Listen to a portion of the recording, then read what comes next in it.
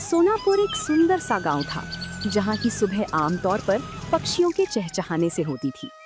उसी गांव के चौक पर माधव अपनी रेड़ी को जोर लगाकर धक्का दे रहा था, जिस पर केवल पत्ता गोभियों का ढेर लगा था। सूरज सिर पर था और माधव के चेहरे पर निराशा। गोभी ले लो, ताजी पत्ता गोभी ले लो। तभी एक काकी उसके पास आई और कहा, अरे माधव, कल भी तो गोभी ही लाया था। क्या तेरे खेत में इसके अलावा और कुछ नहीं उगता? घर में सब अब गोभी देखकर मुंह बनाने लगे हैं। क्या करूं काकी, खेत में फसल ही यही हुई है। बहुत सस्ती दे रहा हूँ, 2 किलो ले लो।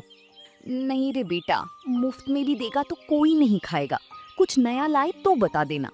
सबको कुछ नया चाहिए, पर नया लाने के लिए पैसे कहाँ से आएंगे? अगर आज ये गोभी नहीं बिकी तो कल का चूल्हा भी नहीं जल पाएगा। माधव वहीं सड़क किनारे बैठ गया। तभी उसका पुराना दोस्त सोमू वहां से गुजरा। क्या हुआ माधव, आज फिर गोभी का ढेर घर ले जा रहा है? हाँ सोमू, कोई भी इसे खरीदने को तैयार नहीं है। सब इन पत्ता गोभी से पक गए हैं। समझ नहीं आता इन पत्ता गोभियों का क्या करूं।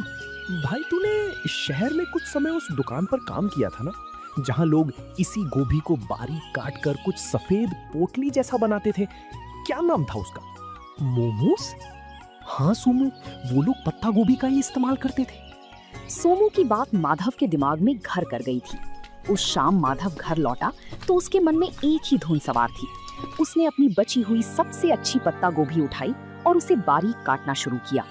अगर मैं इन गोभियों को फेंकने के बजाय इनका रूप बदल दूं तो शायद बात बन जाए। मैदा घर में थोड़ा पड़ा ही है। वो रसोई में मसालों के साथ कुछ प्रयोग करने लगा। खुशबू फैलने लगी तो उसका पड़ोसी करीम चाचा अंदर आए। माधव मियाँ, ये कैसी खुशबू आ रही है? आज क्या कोई दावत की तैयारी है? आइए चाचा, दावत तो नहीं पर एक कोशिश कर रहा हूँ। ये देखिए, मैंने इन गोभियों को मसालों के साथ पकाकर इस मैदे की लोई में भर दिया है। अरे ये तो छोटी छोटी सफेद पोटलियां लग रही हैं। इन्हें तेल में तलोगे क्या? नहीं चाचा, इन्हें बस भाप में पकाऊंगा। ये बिना तेल का खाना होगा, जो गांव वालों के लिए बिल्कुल नया होगा। बिना तेल का? क्या लोग खाएंगे? यहाँ तो सबको तला भुना पसंद है। स्वाद अच्छा हुआ तो सब खाएंगे चाचा। बस दुआ कीजिए कि ये भाप में ठीक से पक जाए। कल सुबह गांव के चौराहे पर मैं इसी का ठेला लगाऊंगा। हिम्मत तो बड़ी है तेरी। चल, ये पक जाए तो एक मुझे भी चखाना। अगली सुबह सूरज की पहली किरण के साथ ही माधव गांव के चौराहे पर पहुंच गया था। उसने अपनी रेड़ी के एक तरफ कटी हुई पत्ता गोभी रखी थी और दूसरी तरफ पीतल के एक बड़े बर्तन से भाप निकल रही थी। गांव के लोग जो रोज माधव को गोभी बेचते देखते थे, आज रुक रुक कर उसे ताकने लगे। तभी गांव का हलवाई बनवारी उसके ठेले पर आया और कहने लगा, अरे माधव, आज तेरा ये पत्ता गोभी का ठेला बड़ा चमक रहा है। ये बड़े बर्तन में क्या उबाल रहा है भाई? सुबह सुबह चाय बना रहा है क्या?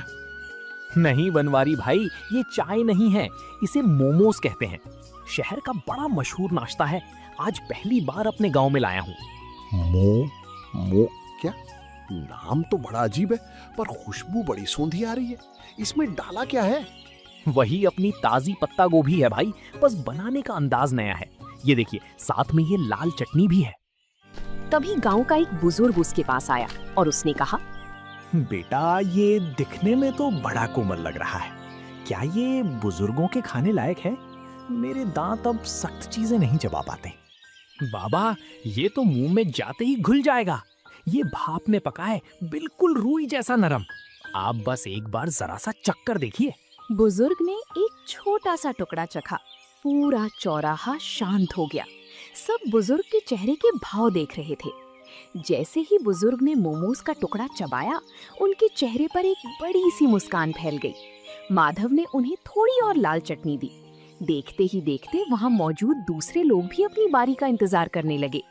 वाह माधव, ये तो वाकई कमाल की चीज है। इतना नरम और जायकेदार, और ये लाल चटनी, इसने तो सोई हुई जुबान को जगा दिया। तभी वहां माधव का दोस्त सोमू भी आ जाता है।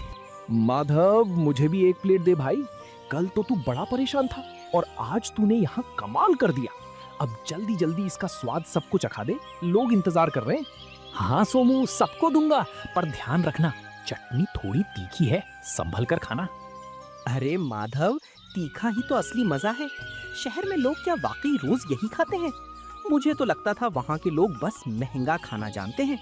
हाँ काका, शहर में तो इसे खाने के लिए लंबी लाइनें लगती हैं। मैंने सोचा जब हमारे खेत में इतनी अच्छी गोभी होती है तो हम गांव वालों को ये स्वाद क्यों ना मिले। भाई माधव, तूने तो मेरी मिठाई की दुकान के सामने रौनक लगा दी। एक प्लेट मेरे लिए भी लगा। देखूं तो सही, इस पत्ता गोभी के नए अवतार में ऐसा क्या जादू है।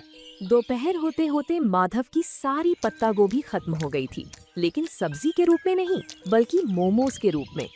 माधव ने आज पहली बार अपने हाथ में इतने पैसे देखे थे। उसकी आंखों में खुशी के आंसू थे और मन में एक नया हौसला। उसे समझ आ गया था कि मेहनत और नयापन कभी बेकार नहीं जाता।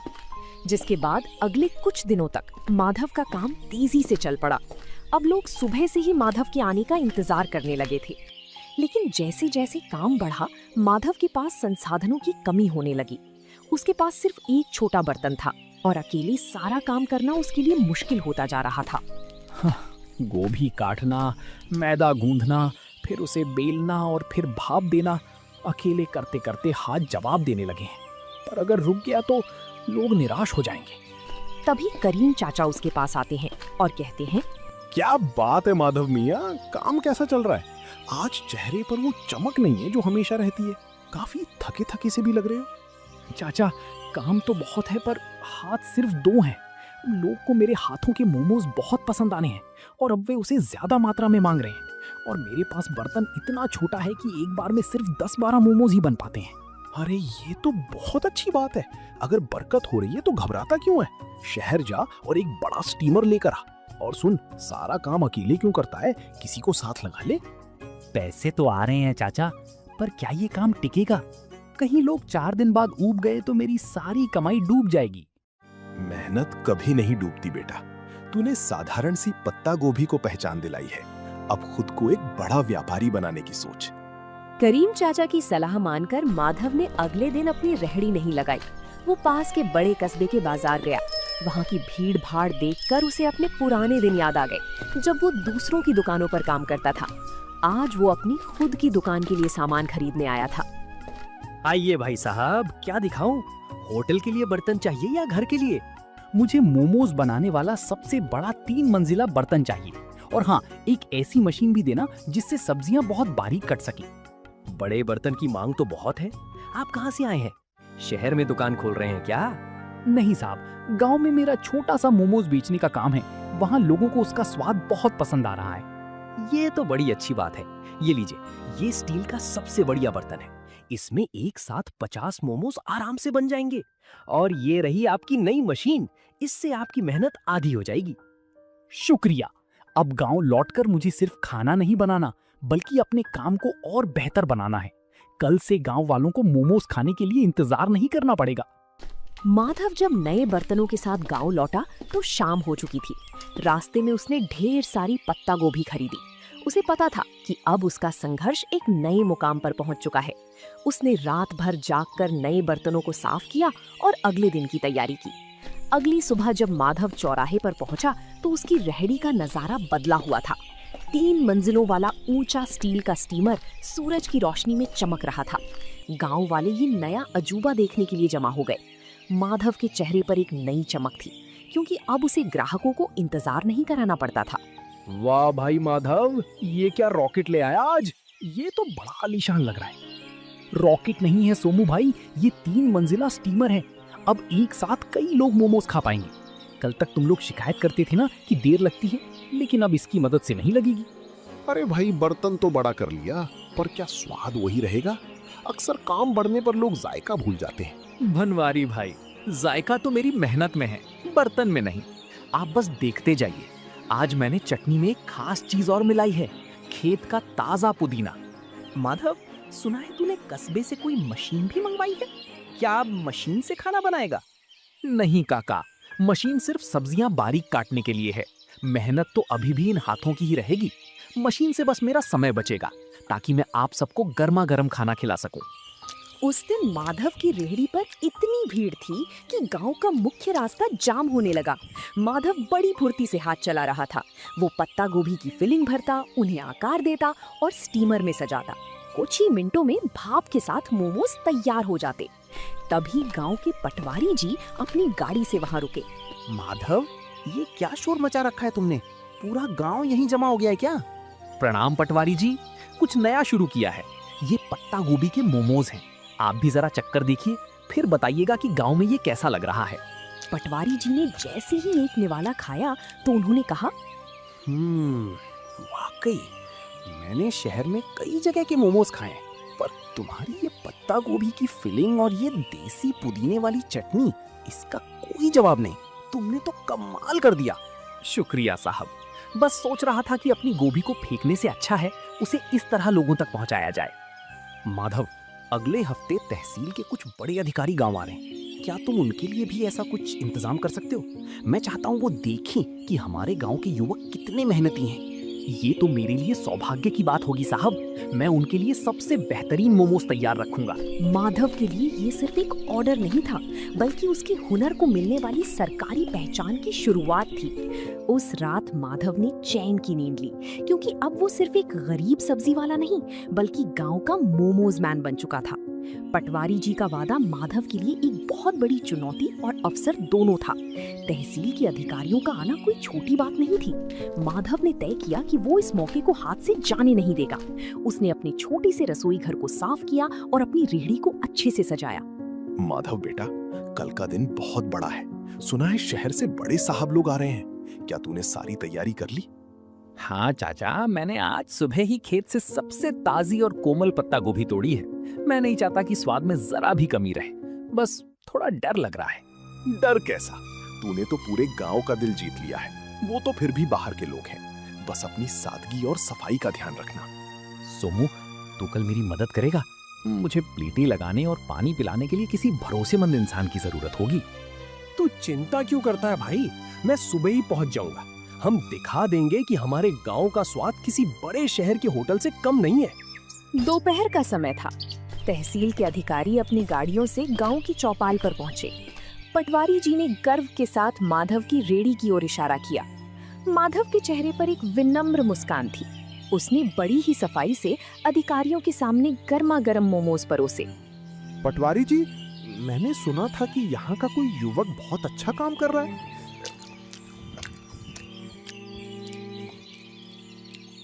अरे ये तो वाकई लाजवाब है। इतना हल्का और इतना शुद्ध स्वाद। शुक्रिया साहब, ये सब मेरे खेत की पत्ता गोभी का कमाल है। मैंने इसमें कोई बनावटी मसाला नहीं डाला है। हैरानी की बात तो ये है कि गांव के माहौल में तुमने इतनी सफाई और हाइजीन का ध्यान रखा है। तुम्हारा ये तरीका वाकई काबिले तारीफ है। माधव, क्या तुम कभी शहर आकर अपना स्टॉल लगाना चाहोगे? वहां तुम्हें और भी बड़ा बाजार मिल सकता है। साहब, शहर में तो बहुत लोग हैं। मैं चाहता हूँ कि मेरे गांव के लोगों को यहीं पर अच्छी और नई चीजें खाने को मिले। मैं यहीं रहकर अपने काम को बड़ा बनाना चाहता हूँ।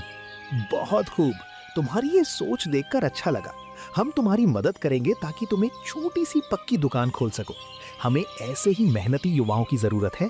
अधिकारियों ने न केवल पेट भर खाया, बल्कि जाते समय माधव की काफी तारीफ भी की। उस दिन माधव को समझ आया कि सफलता के लिए गांव छोड़ना जरूरी नहीं, बल्कि अपनी जगह रहकर कुछ अलग करना जरूरी है। अधिकारियों की मदद और अपनी मेहनत की कमाई से माधव ने आखिरकार गांव के मुख्य चौराहे पर एक छोटी सी पक्की दुकान किराए पर ले ली।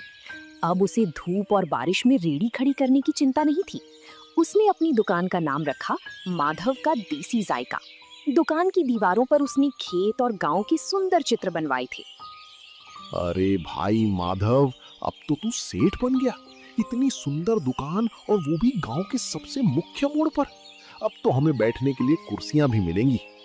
सेठ नहीं बनवारी भाई, बस आप सबका प्यार है। दुकान पक्की हो गई है तो क्या हुआ, स्वाद तो आज भी वही मिट्टी से जुड़ा रहेगा।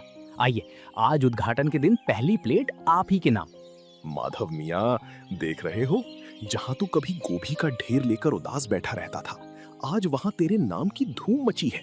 मैंने कहा था ना, गोभी को पहचान तूने दी है। चाचा, ये सब आपकी बातों का ही असर है। अब मैंने सोचा है कि मैं गांव के 2 और बेरोजगार युवकों को यहाँ काम पर रखूंगा। उन्हें मैं खुद ट्रेनिंग दूंगा ताकि वो भी अपना हाथ साफ कर सकें। बहुत नेक ख्याल है बेटा। तरक्की वही है जो सबको साथ लेकर चले। वक्त बीतता गया और माधव की दुकान अब केवल सोनापुर ही नहीं बल्कि आसपास के 10 गांवों में मशहूर हो गई। लोग दूर दूर से उसके पत्ता गोभी मोमोज खाने आने लगे। माधव ने कभी अपनी गुणवत्ता से समझौता नहीं किया। वो आज भी रोज सुबह अपने खेत से ताजी गोभी खुद तोड़कर लाता था। माधव भाई, आज तो शहर से भी कुछ लोग आए थे। कह रहे थे कि सोशल मीडिया पर तुम्हारी दुकान की बड़ी चर्चा है। अब तो तुम्हें शहर में भी ब्रांच खोल लेनी चाहिए। सोमू, शहर की चकाचौंध अपनी जगह है, पर जो सुकून इस गांव की हवा और अपनों के बीच काम करने में है वो कहीं नहीं। मेरा मकसद सिर्फ पैसा कमाना नहीं था, बल्कि अपनी मेहनत को एक नई दिशा देना था। तुमने वाकई साबित कर दिया कि अगर इरादा पक्का हो तो एक गरीब सब्जी बेचने वाला भी अपने हुनर से तकदीर बदल सकता है। मेहनत का कोई विकल्प नहीं होता सोमू। आज जब मैं पीछे मुड़कर उन पत्ता गोभी से भरी रेहड़ियों को देखता हूँ तो मुझे गर्व होता है कि मैंने हार नहीं मानी।